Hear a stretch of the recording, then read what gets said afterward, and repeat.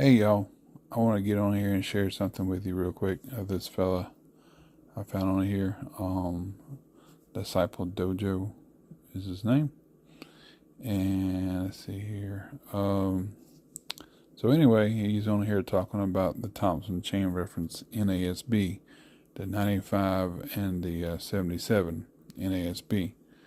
So I thought it was pretty neat that going through this and everything, he compares the two, and it shows you how do the chain reference and everything and all that and the other. But check out the end here. I'm gonna let this run for like 6 or 7, maybe 8 minutes, and you'll see what I'm talking about. Probably about 8 minutes, I think, as it goes into it, and I'll probably just make comments in between. But anyway, let's see what he's saying, what he was talking about here. Welcome back to our continuing look at the Thompson Chain Reference Bible. Now, the only reason that this is a two-part Bible review, I don't think I've ever done a two-part Bible review, actually. The first review was looking at what is the Thompson Chain Reference Bible, so if you haven't seen that video, check it out. I'm not going to be going through all of the features or explaining what the chains are, anything like that. You can catch that on the previous video. In this video, though, I just wanted to compare the previous edition of the Thompson Chain Reference Bible that Zondervan published with the updated and revised edition. Now, as I said before, a viewer was nice enough to send me the prior editions that Zondervan published, and you may still see these out. So I wanted to look at both of these and just show you the difference. This is the New American Standard 1977 translation, and this is the ESV translation. So let's look real quick at the difference just between the two different translations of the previous version. And then we'll do a comparison of these versions, what you're going to find, with the revised and updated edition, the new edition. And so as we get set to do that, if you haven't already subscribed, we would love for you to do so. It really helps this channel grow. And along with liking and sharing and commenting on Disciple Dojo videos, when you subscribe, that tells YouTube, hey, we want to see more of this channel. And what really gets that message across is when you enable notifications. Some people don't know this. When you subscribe to a YouTube channel, that's great. But YouTube won't automatically tell you when new videos come out. And the reason that I mention that, especially in these two videos that we've been doing on the Thompson chain, is because in a future live stream, I'm going to be giving away both of these copies that were donated to Disciple Dojo to viewers. We're going to do it on a live stream, and I've also got a stack of other Bibles behind me that I'm going to be giving away. But the only way you'll know about those upcoming live streams is if you have notifications enabled when you subscribe. I've had a lot of people comment and say, I didn't even know there was a live stream. I didn't know you were doing this. I would have jumped on. Well, I mean, I don't know how to get it out there any more than we do by posting it on the YouTube page as a post, by sharing it on our Instagram and our Facebook pages. Both of those are just at Disciple Dojo, and announcing it as a short here on the channel beforehand. So the only way that you'll know for sure when a Disciple Dojo live stream comes up, as well as any of our other videos, is by making sure you have notifications enabled. I know a lot of our viewers aren't super savvy when it comes to YouTube. Some of you just click on links that you see on your social media. So I just want to let you know, if you want to make sure that you don't miss when we're going to be giving these away, when we're going to be doing other giveaways, or just when new Disciple Dojo content is out, including our teaching videos, enable notifications. YouTube is not going to show you those on your main feed most of the time. This episode is also brought to you by Pepsi Zero Sugar Wild Cherry. If you're looking for I'm just kidding. This is not even remotely a sponsor. We don't have sponsors. The way people support Disciple Dojo is they give on our website. And so if you'd like to do that and become a Disciple Dojo partner, help us out financially, keep this ministry going, greatly appreciated. Okay, enough of all that. Let's real quick look at the two previous editions of Thompson Chain, and then let's compare it to the updated and revised edition. Yeah, this blew my mind whenever he showed this. So here are the two that were sent to me by a very kind viewer. Again, New American Standard, 1977, and that's the one that uses thee, thy, and thou in the poetic text when they're addressing God. And then the ESV. I'm not sure which version of the ESV this one is. You may not know there are a lot of different ESV revisions over the years. So I'm just going to look real quick and verify. I think this is the ESV 2016, the newest edition. And the way you can tell is in that edition of the ESV in Genesis 3:16, where God talks to the woman, it says, your desire shall be contrary to your husband.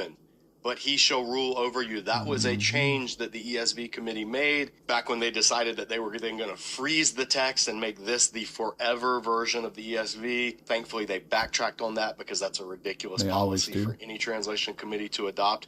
But this is the wording. This is how you know they translate, your desire shall be contrary to your husband, which of course the Genesis text doesn't say that. That's a highly interpretive decision, and the earlier versions of the ESV did not read that way, though they did have it in a footnote. But so that lets us know, and also, yeah, it confirms it right there. ESV Text Edition 2016. So this is, to my knowledge, the newest edition of the ESV. Now, unfortunately, my camera is not quite wide enough to lay both of these out completely where you can see them, but just to show you the difference, and there's not a ton, I mean, this is the same edition.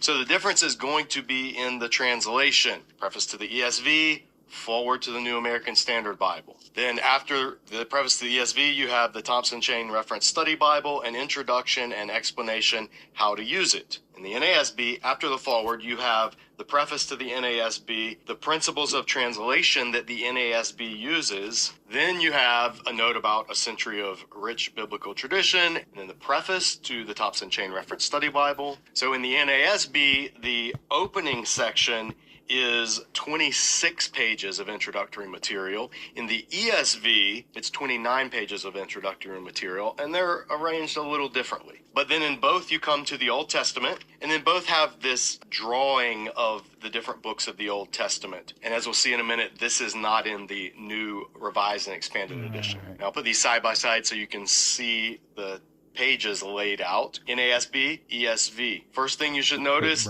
this is in paragraphs. This is versified. In the New American Standard, the way that they tell you this is a paragraph break is they put the verse number in bold. Line, you can see a break after each verse, whereas in the ESV, it's paragraph. Now, because of that layout, that's going to affect the marginal notes. You'll notice too that it's versified. He says the poetic stuff earlier on. He said poetic stuff, but it's basically it's the King James Version type of text, and it's poetic. It's King James Version, and then this one he's like it's versified. Well, that's according to the King James Version because it wasn't far from the King James Version. So anyway, I might let it run too and kind of skip along, and let it go to the newer. New American Standard Version after the ESV here. See if I can get this going again. So these marginal notes, for the most part, as far as I can tell, the same content is there. It's just a little more spread out in the New American Standard because each verse gets its own line. Mm-hmm. Whereas the ESV, things are kind of compacted in a paragraph format, so the notes are a little more... That it gets their own verses, get their own line is the same thing as the King James Version Bible. Or crowded. Now, another small difference, I'll zoom in here so you can see, in the New American Standard, at the beginning of Genesis, it's a little bit different. It says, author Moses, parentheses, commonly accepted, and that's the key number where you could find the analysis, 4223. Then keyword, beginning, and then that's it. Then it actually starts with the chain reference notes. In the ESV, it says author, Moses, commonly accepted. It's not in parentheses, it's just written. Analysis of the book, and those numbers are the same. But then keyword beginning, key verse 315. New American Standard doesn't have that key verse that the ESV does. So there are little tiny differences like that. I'm not a font expert, but the font that the New American Standard is printed in looks a little bit bigger than the font that the ESV is printed in. The ESV looks to be a little, barely noticeable, but, if you're looking at a review like this, you probably want to know about these little minute details. So there's a little bit of a difference in the layout, not tremendously. All the material is the same. Other than that, the biggest difference that you might notice is page count.